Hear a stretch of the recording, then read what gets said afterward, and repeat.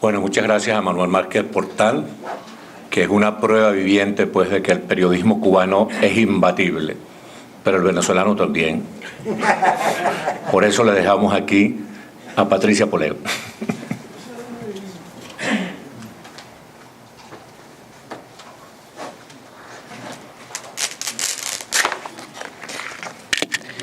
Bueno, yo quería comenzar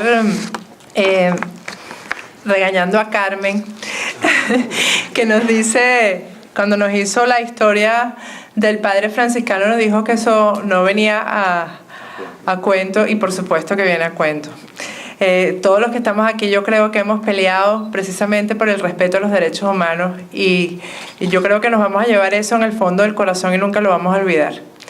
Los que conocemos la historia y los que no la conocemos. Y si estamos aquí es porque hemos sido un poco lo que fue el padre, y de alguna forma hemos tratado de llevar el mensaje como bien lo ha llevado él. Bueno, y a Manuel, que es nuestro colega cubano, yo no quiero aceptarle las disculpas en nombre de Cuba, porque definitivamente eso no hubiera calado en Venezuela o no calaría en ningún país si hubieran instituciones democráticas realmente firmes. Así que la culpa no es de los cubanos, la culpa es de quienes permitieron que esto entrara en cada uno de los países. Yo sí traje, porque yo sí tengo temor de las cosas que no dejo por escrito, así que preferí traer mis palabras por escrito, ¿no?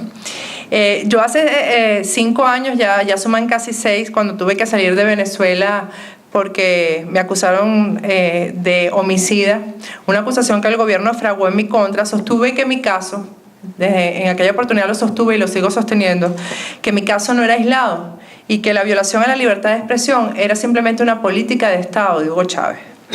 En aquel momento aún a mí me era difícil defender esa tesis fuera de Venezuela, pues uno siempre se encontraba con 2 premisas que sostenían sobre todo los colegas afuera. Una era que los periodistas nos habíamos convertido en factores políticos, y otra, que en Venezuela todavía habían medios de comunicación que decían lo que querían, como en el caso de Radio Caracas Televisión y de Globovisión, lo cual en aquel momento era efectivamente cierto. A la premisa de que los periodistas nos habíamos convertido en factores políticos, la respuesta entonces y ahora es que al defender la libertad de expresión frente al Estado todopoderoso, automáticamente estábamos haciendo política. En este caso, no política partidista. Esa discusión a veces la he tenido con Alexis, que dice que yo soy muy mala política y muy buena periodista.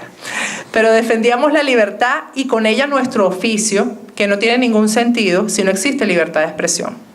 En esa pelea, los periodistas y medios libres en Venezuela hicimos que la sociedad civil entendiera que la libertad de expresión no favorece ni es un derecho solo del comunicador, sino que va estrechamente ligada al derecho de todo ser humano a estar informado. Esta política de Estado fue desarrollándose en Venezuela en varias fases. La primera fase la enfrentamos los periodistas más pugnaces, sobre todo los que hacíamos trabajos de investigación sobre hechos de corrupción y planes inconstitucionales del régimen.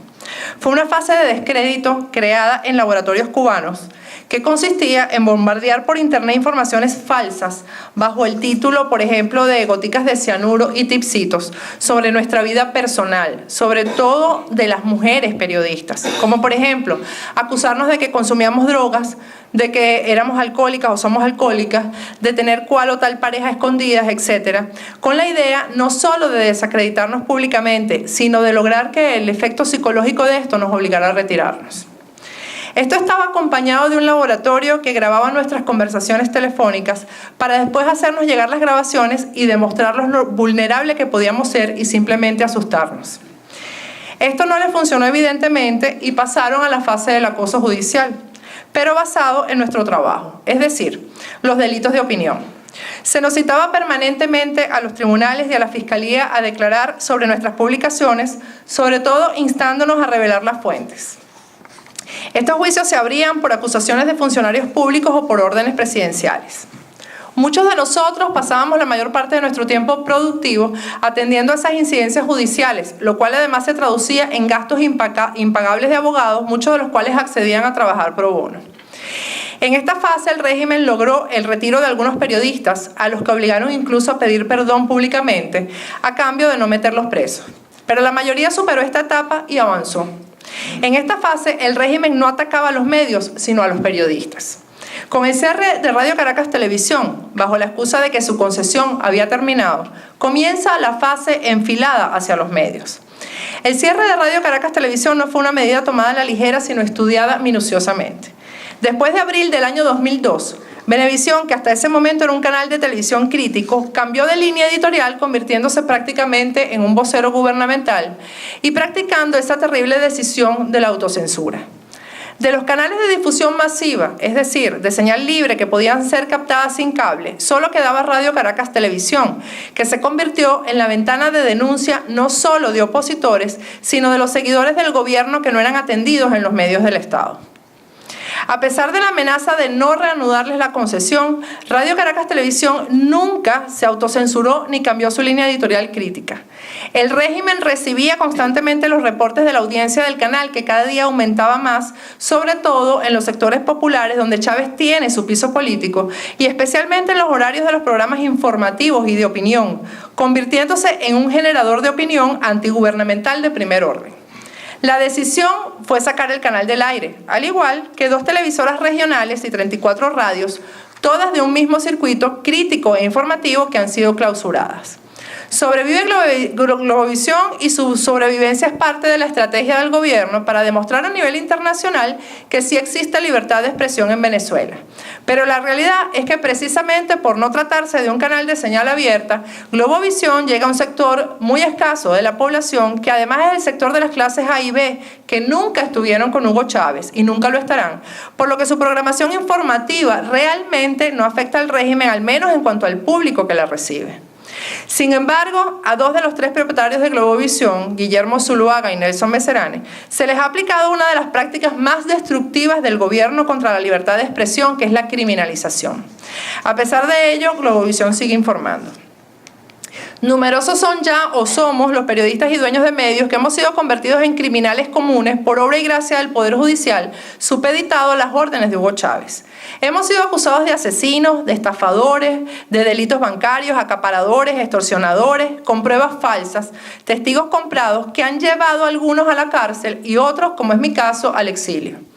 Criminalizándonos, el régimen se defiende ante el mundo, asegurando que no se nos acusa por nada que tenga relación con nuestro oficio, que no tiene relación con la libertad de expresión, ni con el derecho a opinar, sino porque hemos cometido delitos comunes. A quienes hemos tomado la opción del exilio en lugar de la cárcel, se nos persigue más allá de las fronteras cuando se colocan requisitorias en nuestra contra, por ejemplo en Interpol, con datos judiciales falsos, de manera de impedir que podamos trasladarnos de un país a otro, pues podemos ser detenidos en cualquier aeropuerto y entregados al gobierno venezolano. La violación a la libertad de expresión no solo se limita en Venezuela al cierre de medios libres y a la persecución de los periodistas.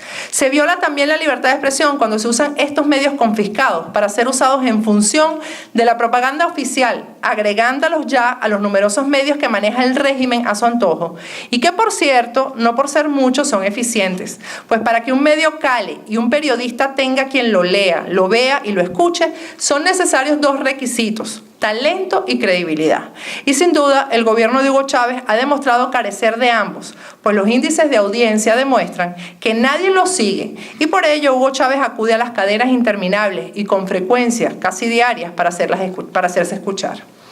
Según Marcelino Bisbal, que es un estudioso de la comunicación venezolano, el gobierno de Hugo Chávez cuenta con cerca de 700 medios de comunicación a todos los niveles y no alcanzan ni siquiera el 6% de audiencia. Esto responde definitivamente a una política de Estado revelada por el ministro de Comunicaciones, Andrés Izarra, en una entrevista al diario El Nacional que salió publicada el 8 de enero del año 2007, cuando dijo: hay que elaborar un nuevo plan y el que nosotros proponemos es que sea hacia la hegemonía comunicacional e informativa del Estado. El régimen ha logrado la autocensura de medios y periodistas con leyes que ha impuesto y que violan la Constitución, como por ejemplo que un conductor de un programa de televisión y el director del medio son responsables por lo que un entrevistado diga. Lo mismo ocurre con la prensa escrita, que el director es responsable por lo que escribe un reportero o un columnista. La autocensura también se da por problemas económicos. Cuando un medio deja de recibir publicidad porque los empresarios no se atreven a promocionar sus productos en los medios críticos al gobierno por temor a represalias fiscales de cierre o confiscación. El propietario del medio debe entonces tomar la decisión de cerrar o de aligerar su línea editorial.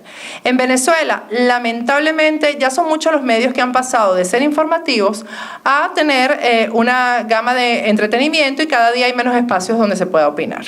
Un caso muy doloroso de autocensura estamos experimentando en estos momentos en Venezuela. El pasado 22 de agosto, un tribunal venezolano ordenó el cierre del semanario Sexto Poder y la captura de su presidente, Leocenis García. La edición que provocó la ira de la presidenta del Tribunal Supremo de Justicia, que fue quien ordenó la medida represiva contra el medio, la tienen ustedes aquí a la disposición. Como parte del atropello, se llevaron detenida a la directora del semanario, la periodista Dinora Girón, a quien mantuvieron durante 3 días presa en la sede de la policía política. Cuando Dinora salió en libertad, estaba aterrada. Se negó a hablar con sus compañeros de Sexto Poder o de otros medios, botó los teléfonos, renunció de inmediato al cargo, cerró sus correos electrónicos y actualmente está siendo sometida a juicio. Con esta medida, el gobierno le demuestra a los demás medios y directores que los hará responsables por la opinión que emita cualquier periodista, columnista o ciudadano en los medios y con esto logra que se autocensuren. Leocenis García se entregó a cambio de que se reabriera el semanario, cuyos trabajadores están siendo acosados permanentemente con citaciones a declarar y amenazas de detención. El resto de los medios de comunicación inmediatamente se abstuvo de opinar y se solidarizaron con Sexto Poder de una forma muy tímida, con lo que se sella el proceso de autocensura en Venezuela. En diciembre pasado, aprovechando los últimos días de una Asamblea Nacional o un Congreso solo conformado por diputados oficialistas, se aprobaron leyes dirigidas a legalizar la censura. La Ley Orgánica de Telecomunicaciones y la llamada Ley Resorte, dirigidas a controlar las redes sociales y el Internet, lo cual demuestra que la política de Estado que mencioné en un principio va dirigida no solo contra los medios y periodistas, sino contra todo ciudadano que desee expresarse. Ya ha habido casos de personas que han sido presas por comentarios publicados en su Twitter y ya tenemos a hackeadores del gobierno metiéndose en los Twitter de personas que tienen mucha audiencia, muchos seguidores, para emitir propaganda del régimen y contra la oposición. Tal como fue aprobada, la ley clasifica el uso de las redes de telecomunicación como un servicio público, algo que podría dar al gobierno una mayor discrecionalidad para regular la industria. Así se establecen sanciones por difundir mensajes que pudieran hacer apología del delito, y eso lo decide el gobierno, constituir manipulaciones mediáticas dirigidas a fomentar zozobra en la ciudadanía o desconocer a las autoridades legítimamente constituidas según el texto de la ley. La ley también incrementa las multas a los medios radioeléctricos, que llegarán al 10% de los ingresos brutos del año anterior, además de la suspensión del servicio por 72 horas continuas, más la revocación definitiva de la señal si se reincide en alguna falta. La razón por la cual Hugo Chávez no ha podido consolidar su proyecto hegemónico es que los periodistas venezolanos y los medios de comunicación hemos dado la batalla y la vamos a seguir dando. En eso hemos tenido de aliados definitivamente organismos internacionales como la Sociedad Interamericana de Prensa, que detectó desde un comienzo el peligro que existía en Venezuela para la libertad de expresión, la Corte Interamericana de Derechos Humanos, que ha dictado medidas provisionales de protección a los periodistas y a los medios amenazados, pero el Estado venezolano no las respeta. Y en el caso de la Sociedad Interamericana de Prensa, hasta ha impedido a sus miembros el ingreso en territorio venezolano y debatir en asamblea los problemas de libertad de expresión que se viven en el país. La pelea se sigue dando en Venezuela y fuera de Venezuela. Y en cada lugar donde hay un periodista venezolano exiliado, como prueba viva de la persecución a la libertad de expresión, que es sin duda el derecho que nos da la característica de seres humanos, vamos a seguir dando la pelea. Muchas gracias.